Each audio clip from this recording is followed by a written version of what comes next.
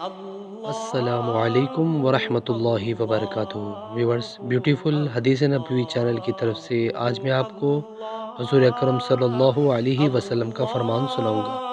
Video کو غور سے سنیں اور اس پر عمل بھی کریں۔ حضرت ابو ہریرہ رضی اللہ تعالیٰ عنہ سے روایت ہے کہ نبی اکرم صلی اللہ علیہ وسلم نے فرمایا کہ تم بدگمانی سے بچو، اس لیے کہ بدگمانی سب سے زیادہ جھوٹی بات ہے، اور نہ کسی کے عیوب کی جستجو کرو، اور نہ ایک دوسرے پر حسد کرو، اور نہ غیبت کرو، اور نہ بغض رکھو، اور اللہ کے بندے بھائی بن کر رہو۔ نیچے والا موجود ہے۔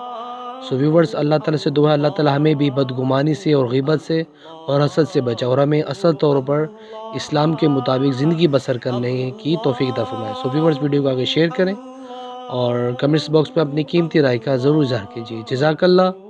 السلام علیکم ورحمۃ اللہ وبرکاتہ۔